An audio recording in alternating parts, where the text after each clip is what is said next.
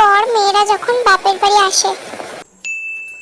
ও মা কোথায় গেলে? কি মা তুই এখন আয় আয়। তোর শ্বশুর বাড়ির লোক সব ভালো আছে তো মা? হ্যাঁ ওই বাড়ি সবাই ভালো আছে। তুমি ভালো আছো তো? তোমার শরীর ভালো আছে তো? আচ্ছা ঠিক আছে। বাপের বাড়ি চলে এসেছি, এবার আর কোনো জ্বালাতন নেই গরমে। বুড়ি আমাকে জ্বালিয়ে খেলো, হারমাস জ্বালিয়ে খেলো আমার। এখানে আমি অনেকদিন থাকবো এবার। বাপের বাড়িতে পুরো রিল্যাক্সে থাকবো। নতুন জামা কাপড় পরবো, যাই তাহলে কাপড় ছেড়ে নি। দাঁড়া তুই বস, আমি একটু তোর জন্য শরবত নিয়ে আসি। এই দুটো জামার মধ্যে একটা জামা পরে নি। ওই বাড়িতে তো আমাকে শাড়ি পরে থাকতে হবে, আমার ভালো লাগে না।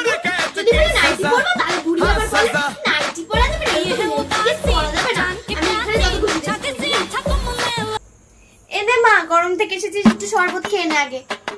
ঠান্ডা এনেছো মা? কই দেখি দাও, খুব গরম লাগছে। মা তো শরীরের কি অবস্থা হয়েছে বল, দুপুরে কি খাবি? আজকে বরং তাহলে তুমি দুপুরের মেনুতে গরম গরম খাসির মাংসের ঝোল আর ভাত আর একটু চাটনি করো।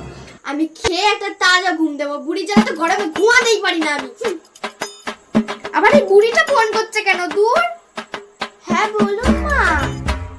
ও বৌমা, আমার খুব কোমরে ব্যথা, তুমি তাড়াতাড়ি বাড়ি চলো। আপনার কোমরে ব্যথা?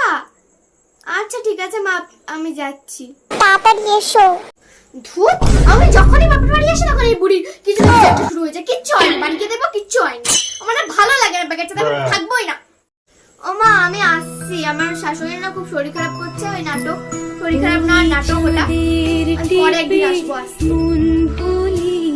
আমি আবার তোর জন্য রান্না বসিয়ে দিলাম তাড়াতাড়ি করে। আচ্ছা আবার আসিস না।